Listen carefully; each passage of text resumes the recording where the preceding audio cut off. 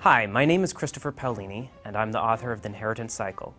And I'd like to tell you about some of my favorite fantasy books, and hopefully you'll enjoy them as well. The Alex Rider series by Anthony Horowitz. It's a young character, Alex, and he gets to do a lot of cool stuff that I think every 14, 15-year-old wishes they could do. I know I wish I could have done this stuff when I was his age. But at the same time, he is still, a young man growing up, and he's dealing with some mysteries in his own family, figuring those out. So it's a good, fun read. Each of the books is easy to get through, and there's a good number of them. So if you like the first one, you can just plow through the rest of the series. The FABLEHAVEN series by Brandon Mull. The FABLEHAVEN series is about this boy and this sister who go to this little farm. They're staying there for the summer, some relatives of theirs. And they end up discovering that this farm has all sorts of fantastical creatures. There are fairies and centaurs and all sorts of other creatures that I won't spoil for you. And it has a great relationship between the brother and the sister, which I really enjoyed. In fact, when I read, I think it was the first 3 books, I stayed up till 4 in the morning reading the books. I just read them straight through. His Dark Materials trilogy by Philip Pullman. This is a little bit different than the other books. They're very rich fantasy, very intelligent and very involved. Again, one of the reasons I like these books is because I think that Philip Pullman created not only a great world, but some great characters in Lyra and Will, who are the 2 main young protagonists in the series. And in addition to their relationship, Pullman also created these wonderful worlds that they go around and explore. The Hobbit by Tolkien. This obviously is a classic. It's actually my favorite of all of Tolkien's works.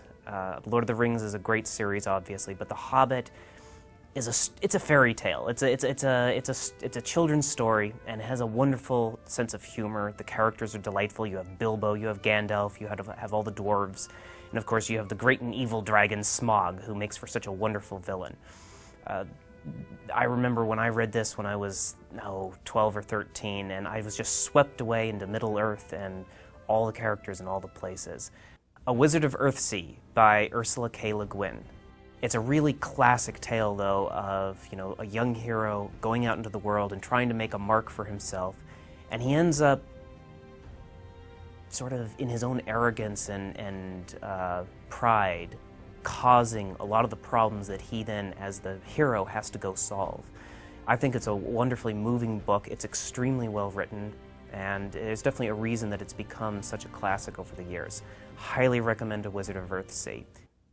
Mossflower by Brian Jacques. This book was one of my all-time favorites growing up. It was written later in the Redwall series, but it actually comes earlier chronologically, so it's the beginning of the story of Redwall. And it's a great world. I mean, it's all with talking animals, and the hero is Matameo, I believe, who's a mouse who comes into this strange land which has various villains and bad things going on. But he has a sword and has all these adventures. And again, if you enjoy this, there's a huge series after it. The characters are great, and Brian Jacques was a wonderful writer in describing physical sensations. So you get to have these amazing descriptions of feasts and clothing and all sorts of other things. I still wish I could sit down at one of the feasts in one of these books because they were so delicious, or at least they seem so delicious. In fact, now I'm getting hungry even thinking about it. A Wrinkle in Time by Madeleine L'Engle. It's really about, it's about many different things to many different people, I think, but I like it because it has a strong female main character. And it's about finding your place in the world and not being afraid to be different, even when everyone else is doing something else. Plus, it's really scary at times, and in a good way. It's got these really creepy characters, and you don't know if they're good or bad, and then the main characters actually travel to another world at one point, and I still have bad dreams about this place. And I'm saying this as a recommendation to you, the reader. This is a good book. Dune by Frank Herbert. Dune is technically science fiction, not fantasy, but I'm going to lump it in with all these others anyway. Dune's probably the book that I've read more times than any other in my life, and I think it's great for 2 reasons. It's great because of the story and the world that Herbert managed to create, and it's also great because it is a complete hero story from start to finish, but it's all told in one volume. Most writers, myself included, need at least 3 books to tell, a big epic story, and some, like myself, need at least 4 or more. And it's nice to read what Herbert did, where he told this great epic story in one book and creates this great world and universe, and touched on a lot of interesting bits of philosophy and world building and stuff like that. Memory, Sorrow, and Thorn by Tad Williams. Memory, Sorrow, and Thorn is actually a trilogy. That's the name of the series. The first book is called The Dragonbone Chair.